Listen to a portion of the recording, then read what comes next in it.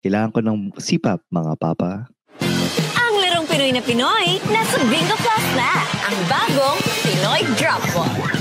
Naka-livestream anytime, anywhere. Sa 5 pesos lang, makakalaro ka na, may new player bonus pa. Pwedeng-pwede ka manalo ng limpak-limpak na premyo. Isn't it amazing? Isn't it exciting? Isn't it? Kaya download the app or play through bingoplus.com now. Ito po si Ingo at kasama pa rin natin si Tristan Ting.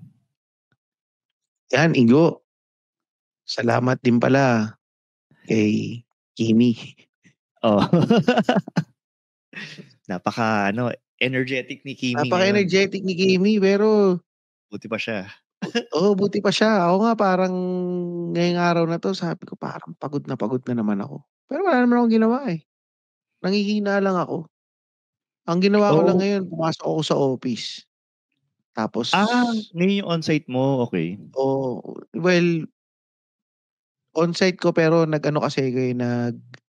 nag-carers leave ako. Dahil kailangan kong sunduin sa dentista si Luis. So kaya lang ako pumunta sa office.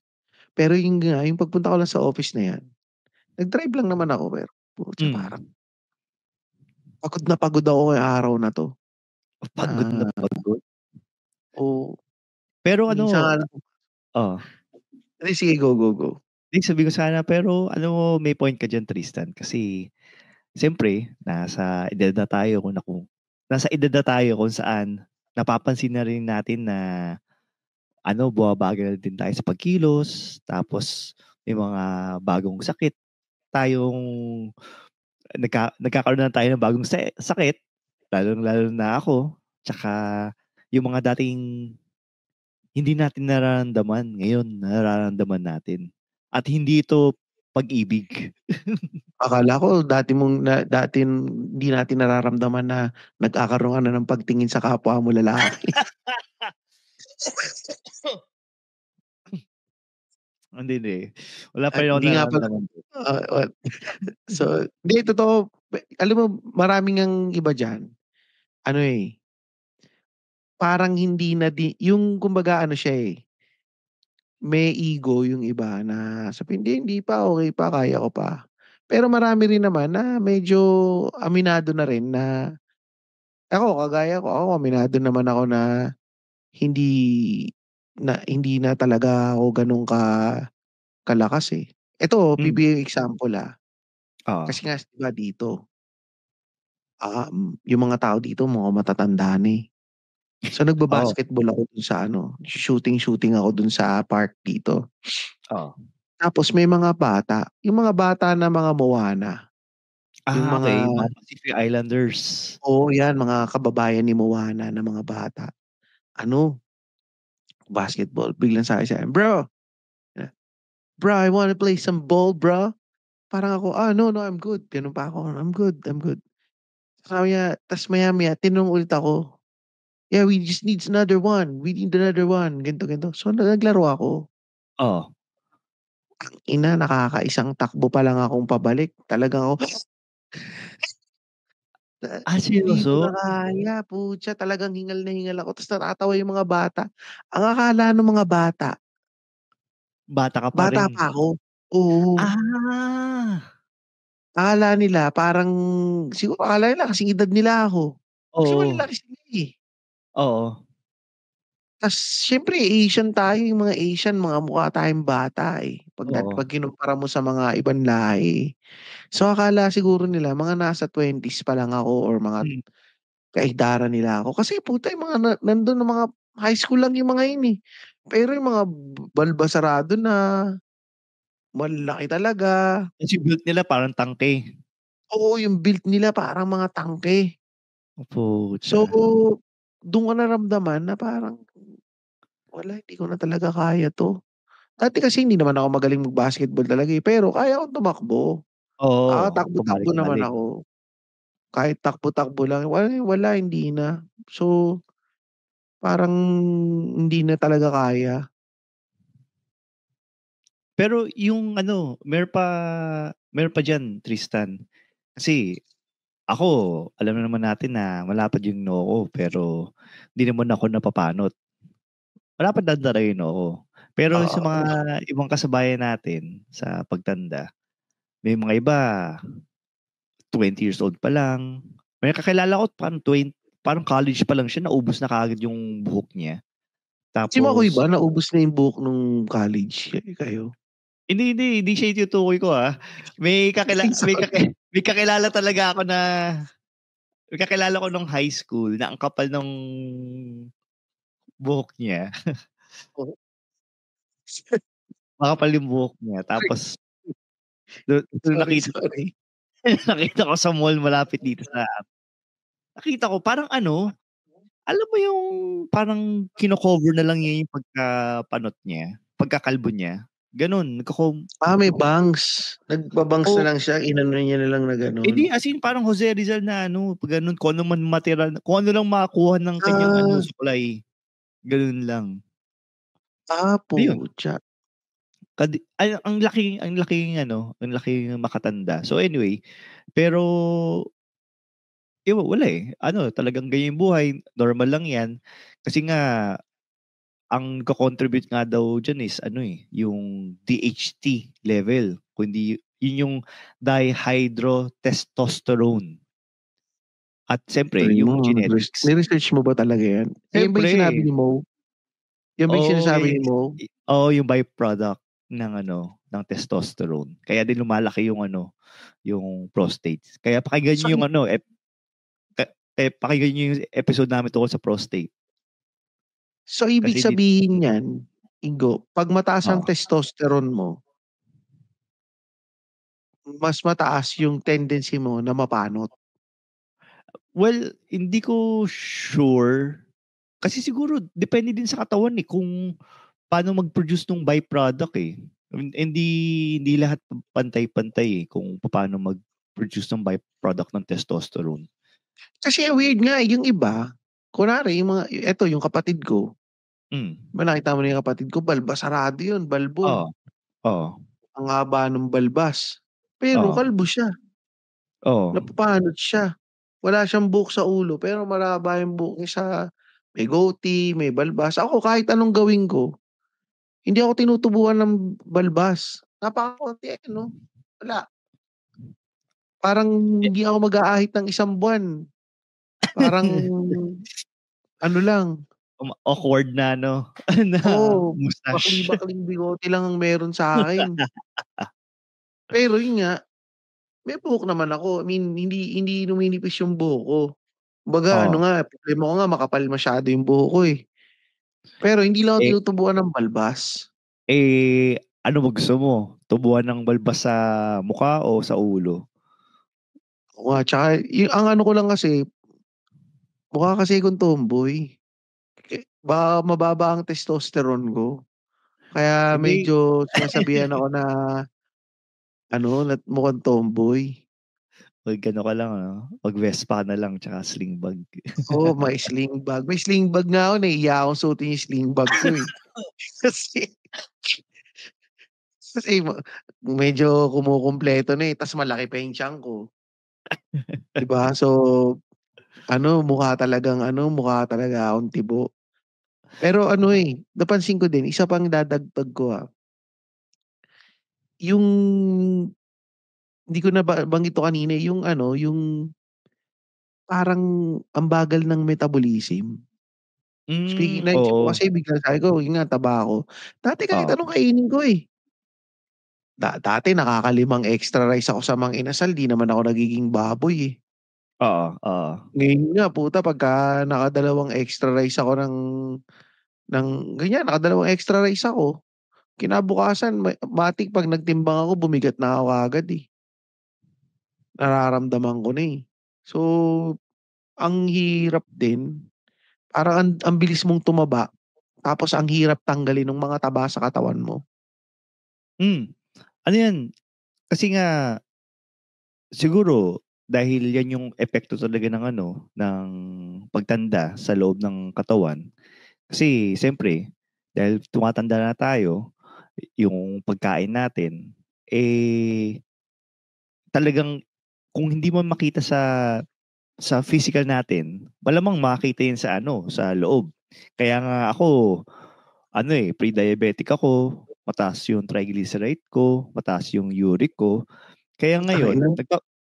ngayon, nagpapaaraw na lang ako para mag-photosynthesis ng energy ko, di ba?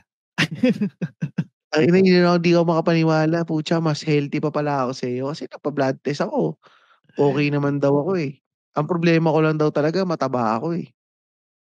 Pero ito Ayun. pa, Ingo, naalala ko, speaking of mataba, ito, karamihan ng mga matataba, ito yung nararamdaman eh. Yung naghihilik. Malamang Ah, sa mga nakikinig na mga misis dito, reklamo niyo yan lagi. Isa yan sa mga reklamo ninyo sa asawa ninyo eh. Na ang lakas ninyong maghilik. Na ang lakas mm. nilang maghilik. Tapos pag sinabi niyo sa kanila na malakas silang maghilik, sasabihin nila na hindi siya naghihilik. O In kaya denial sasabihin pa. nila na, hindi, gising pa ako, no? Pero naririnig mo na, "Ah! Ah!" Pero biglang pag sinabihan mo, "Oh, naghihilig ka, tumagilid ka." "Ano, nagising pa ako, okey, hindi ako tulog." Gano'n. Galit So pa, no? oo, tas galit pa. So, sa mga misis na nakikinig diyan, mag-comment kayo dito sa episode na 'to. Sabihin niyo sa'min yung kung totoo ba yan na na-e-experience niya yan. Kasi yan, na-experience din yan ng misis ko, eh. Sinasabi rin niya ng ano, eh, ng misis ko lagi sa'kin, eh. Pe Pero Tristan, 'di ba though bago tayo punta doon sa next segment natin. 'Di ba meron kang sleep apnea? Hmm, Tapos totoo ba, I mean yung sinabi sa ng ng healthcare provider ay wala talagang kung papatanggal mo yung tonsil mo, hindi siya advisable. hindi, Temporary lang mawawala yung hilik mo, pero long term talagang forever ka nang may paghilik. oo. May kakilala ko gano'n, eh, nagpa-opera. May Oo. pinatanggal siya pinabawasan niya yata yung lalamunan niya or something. Oo. Nagkita kami dito parang 6 months ago, eh. Kinamusta Oo. ko ulit siya. Sabi ko, "Sir Joey, 'di ba may sleep apnea ka dati? 'Di ba nagpa-opera ka yung pinabawasan mo ba yung taba mo so tinanggal yung tonsil?" "Ah, hindi, wala. Gano'n pa rin. Pagkatapos tanggalin, nawala lang saglit. Tapos ano, Bumalik bumalik ulit. din. Ngayon naghihilig pa rin ako." So, parang Ah, naisip ko, putya. Ta's ginawa ko, nagpatingin din ako sa ENT. Kasi oo. hindi ko talaga tanggap dati, na parang, puta, forever na 'to. Lagi kong susuotin 'to dapat 'pag matutulog ako. Ano 'yan? Parang yung Anong forever? CPAP. Ay, CPAP. At buti sinabi mo CPAP kasi Mm. ito na yung gagamitin natin para makabili or gagamitin ko para makabili ng CPAP.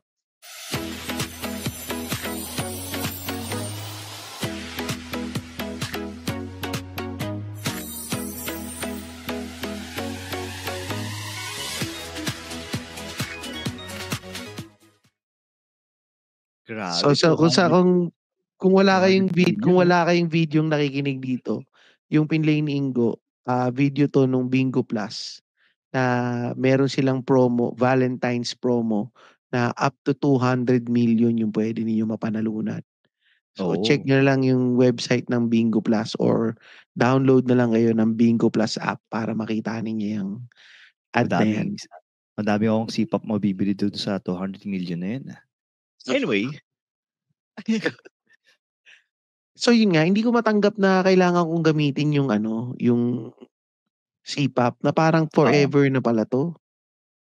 Eh, yun, nagpunta ako ENT, sinabi din sa'kin hindi talaga.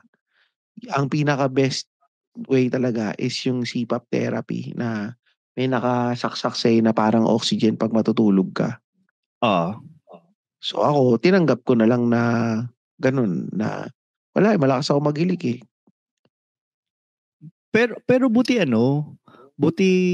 nagpatingin ka na nagpatingin ka sa ENT tapos na-diagnose ka na may sleep apnea kasi na-research ko 'yan na yung sleep apnea ay nagko-contribute daw sa yung pagtaas ng blood pressure. Tsaka yung madali ka mapagod kasi siyempre parang half-baked lang yung mo. Yung quality of sleep mo masyadong mababa. Tsaka pati yung stroke. Kaya kaya kung sa mga listeners natin diyan na kung feeling nyo pagkagising nyo ng umaga, parang hindi kayo nakatulog, hindi to dahil tamad kayong magtrabaho or kung ano man.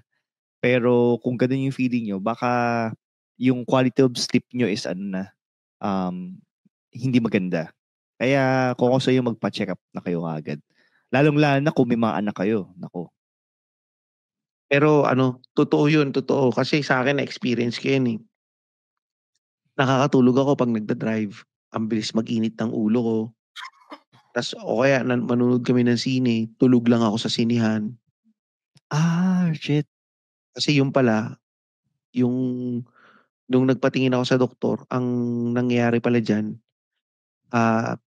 ilang beses ba yun? Parang 30 times per minute ako humihinto ng paghinga habang natutulog ako. 13 times 13 times a 13 minute? times a minute humihinto Shit. akong huminga. Tapos magga-grasp ako for air. Oo. Gaganon ka. Tapos matutulog ka ulit, hihilig ka.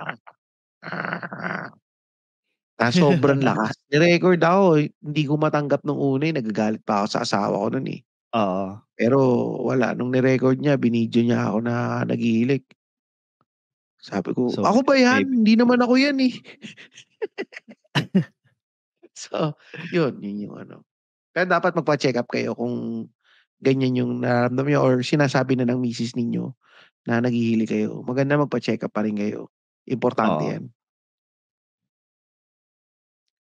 At saka siguro ito din, lalo na sa edad natin, yung problema dyan is yung blood pressure. Ako honestly, siguro nagkaroon ng sign talaga na kailangan ko na magpatingin. Kasi nung mga last year, nararamdaman ko na parang gumuguhit yung dibdib ko. Parang doon sa joke ni GB na kinakalabit ng Diyos yung puso ko. Parang ganun yung feeling. Oo, tas nung una akala ko parang wala yan, baka obstructed lang yung paghinga ko dahil nga may sleep apnea ako or something. Pero eto, gising ako. Tapos eto na, sumasakit-sakit na yung paa ko. Akala ko nung una dahil sa poor posture ko kasi nagko-contribute din sa pagsakit ng paa. Tapos nung sobrang sakit na talaga, na namamaga na, nagpatingin ako sa doktor. At dahil diyan, humingi ako ng work order sa asawa ni Doc Diney na may si Doc Diney sa Lipa. Ayan. Oo. So nagpatingin ako ng dugo.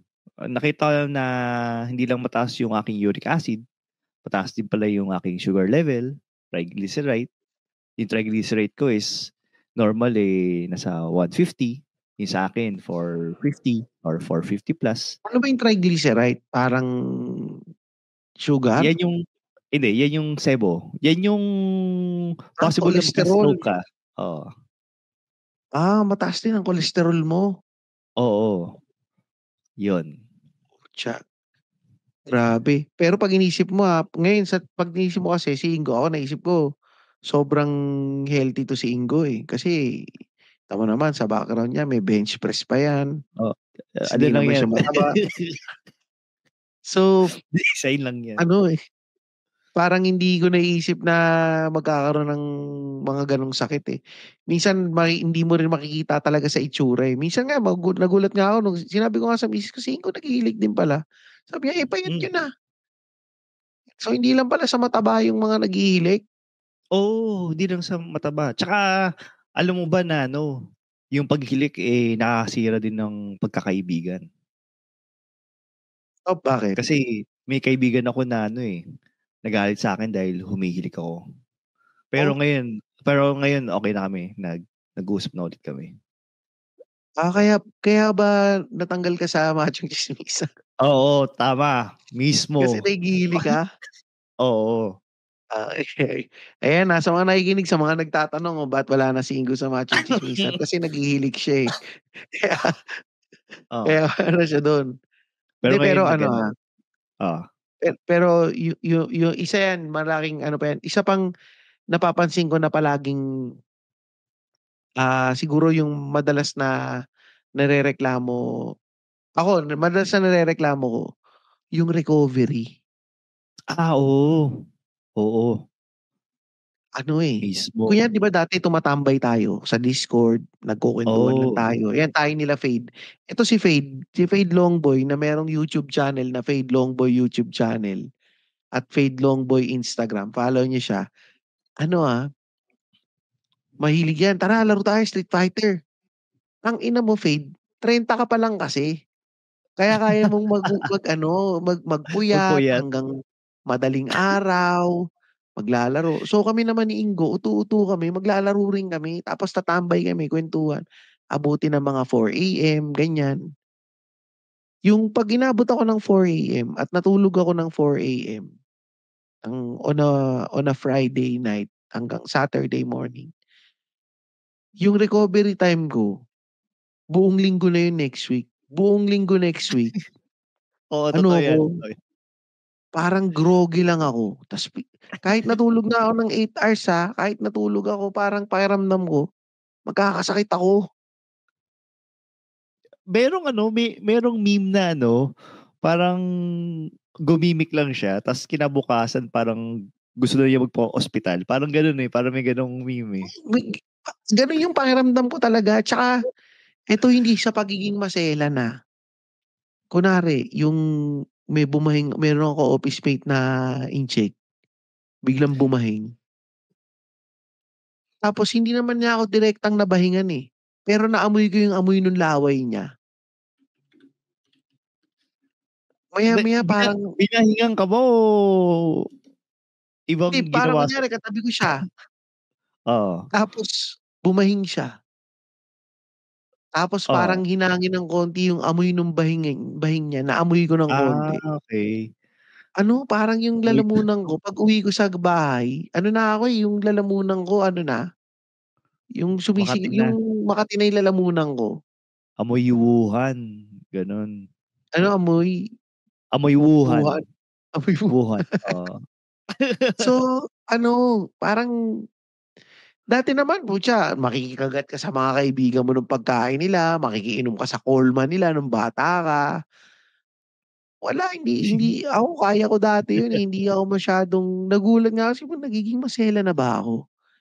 Naisip ko hindi naman ako maselan na tao, Ano lang parang ang bilis ko lang makapitan ng sakit or parang hindi ko alam, Pero siguro kasama din talaga sa aging.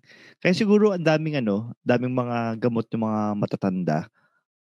Ako, yung gamot ko ngayon may um, merong para sa papababa pa ng triglyceride tsaka cholesterol tapos liver aid. Yung liver aid pala talaga yung gumagana. Talaga Pero liver lover boy. pero hindi ako bumili ng liver aid kasi binabayaran yung talent fee nung kung sino man nag-endorse nun, eh. So, dun tayo sa walang commercial. Ayun, pero yun, relate ako sobrang sa katawan, sa pagpuyat. Kaya din hindi na din ako kapag umiinom ako kadalasan hapon. Hapon ako umiinom. Para Ng yung alak? ng alak. Pero pakonti-konti lang yung parang paisa, padalawa-dalawa. Para at least habang gising ako na may metabolize na ng katawan ko yung alak. Hindi ko sinasabay sa tulog ko. Ayun. Ako naalala ko speaking of yan alak, naalala ko niyaya ako ni Luis, Hmm. nag-Korean barbecue kami. Oo. Tapos sabi niya, "Bili tayo ng ng soju." Soju, Bumili yun. kami ng soju, isang bote lang yung soju. Tas iniinom ko, sabi ko, ang sarap nito." Tapos hindi ko naramdaman na nalalasing na pala ako. Oo, 'di ba? So, Walang uwi kami, nung habang kasi malapit lang yung sa bahay namin, naglalakad lang kami pauwi. oh. Pauwi namin yung pakiramdam ko sasabog na yung puso ko. Nagpa-palpitate ka? Oo, tapos hindi na ako makalakad. Umuupo na ako sa kalye, tapos sasabihin ko, "Antayin mo na ako." Sabi niya, "Nakakahiya ka. Hindi mo nga naubos yung isang bote." Hindi ko naubos yung isang bote. Kaya tig-isang bote kayo ni Luis? Hindi, hati pa kami sa isang bote ta's hindi Hati namin kayo. naubos. Okay. Tapos ako, ano na ako parang, hindi ko na kaya, na ano na ako. Gano'n. Kaya hindi ako umiinom, hindi talaga ako umiinom. Iniisip ko, dahil baka talaga ako sanay uminom, pero dati naman Oo. umiinom naman ako, nasanay na ako nung nag-call center ako, eh. Oo, oo naman. Ta's ngayon, biglang parang napaka-weak, sobrang weak. Yun, gusto ko lang Pero kuwento. Tristan, alam mo yung yung kinukuwento mo na yan, kasi parang parang siguro wake up call din sa atin yan na we need a break. At dahil diyan, a word from our sponsor. Mga papa, Yan. alam niyo ba, meron na palang live streaming bingo sa Pilipinas, yung Bingo Plus. Kaya kung bored ka sa araw mo, mag-Bingo Plus ka. Malay mo, swertihin ka dito. Dahil sa ₱1 lang, pwede ka nang maglaro ng maraming games pag dinownload mo na yung Bingo Plus app. Kung first time mo sa Bingo Plus, meron kang matatanggap na free registration at Facebook bonus. Plus, meron pang payday rebate na up to ₱1,000. Nasa Bingo Plus na rin ang Pinoy na drop ball. Ito yung nilalaro natin tuwing piyesta, alam ko, eh. And marami pang mga ibang games na masayang laruin. Oo nga. At may chance ka ring makakuha ng jackpot na up to 200 times and up to ₱4,317. Ito ay bonus para sa mga new players sa Pinoy Drop Ball ng Bingo Plus. Para naman sa jackpot prize, may chance kang manalo na up to 300 million pesos. Ang kailangan nyo lang gawin ay mag-download ng Bingo Plus sa App Store or sa Google Play. O panoorin ng live streaming sa bingoplus.com. Legit itong Bingo Plus kasi Padcore affiliate sila. Ibig sabihin, secured ang data at mga login nyo. Kaya dito sa Bingo Plus, bingo sa saya, plus sa panalo. Powered by DG Plus. Kasama sila sa top Fortune 500 companies sa Southeast Asia. Mga papa, tandaan natin, pang 21 and above lang to, ha. Keep it fun and game responsibly. Visit pagcore.ph/regulatory or email them at keepitfun@pagcore.ph. Ayan. Salamat sponsor. Salamat ulit sa sponsor. Pero ito Tristan, dahil nga gabi na dyan, tsaka dito magkagabi na. So, kailangan natin matulog ng maaga para refresh tayo kinabukasan. So, Oo. ano ba yan, mga final thoughts natin dito sa pag-age natin sa beyond 40s? Ako para sa akin, hindi yung pagiging 40, 'di ba nga may kasabihan nga na life begins at 40. Totoo 'yan, life begins at 40 dahil mas nagiging responsable tayo na alagaan yung katawan natin. Oo. And hindi naman porket kasi bata pa tayo hindi natin inaalagaan, pero kasi nung bata-bata pa tayo, hindi natin nararamdaman yung mga nararamdaman natin ngayon, eh. So medyo nadi-disregard siya and taken for granted. So ngayong 40s na tayo, may mga nararamdaman tayo, dapat hindi natin 'yan binabalewala. Dapat mas lalo lang nating, alagaan yung mga sarili natin. Tsaka mas maging responsible lang tayo sa 'yan, sa sarili natin. Ano talaga, siguro ang takeaway ko diyan, kung inabuso yung katawan nung bata-bata, hopefully ngayon, mag-isip-isip na. Especially yun nga, katulad ng sinabi ni Tristan, dapat maging responsible sa sarili. Hindi lang dahil sarili mo yan, pero kung ikaw yung breadwinner sa family, tsaka kung may mga anak ka at na bata pa, siguro at gusto mo pang makita silang tumanda at yun, ayun, pag alagaan mo yung sarili mo. Tsaka, siyempre, pag matanda na kayo, baka makalimutan nyo ng bigla na At saka, siyempre, baka nakalimutan nyo na may possibility din na sumakit yung yung tuhod nyo. baka kailangan nyo mag-stretching. Tapos, baka yung kama nyo is, malamig na, hindi na kayo ganado. So, ang mga ganyang mga bagay, kailangan nyo din magpa-check din. Tapos At, ako, sige, sige. go. Ikaw na, sige. Sige. Sabihin ko sa sana na tsaka huwag nyo din kalimutan na i-follow nyo kami sa huwag nyo kalimutan na i-follow nyo ang Tatayhood Podcast sa Spotify, sa Apple Podcast at kung saan man kayo nakikinig ng mga podcast. Kaya, yun. Ako last na lang, kung may natutunan ka sa episode na to, share mo sa tropa mo na nagtataka kung bakit masakit yung tuhod niya tsaka bakit parang hindi na kasing init ang kanyang libido pagdating sa kama. Share nyo sa kanya to para dumami pa tayo. Tsaka tandaan nyo rin, hindi tayo nag-iisa sa laban ng pagtanda. Magkakasama tayo dito. Oo nga. And this episode is brought to you by Bingo Plus. Bingo sa saya. Plus sa panalo.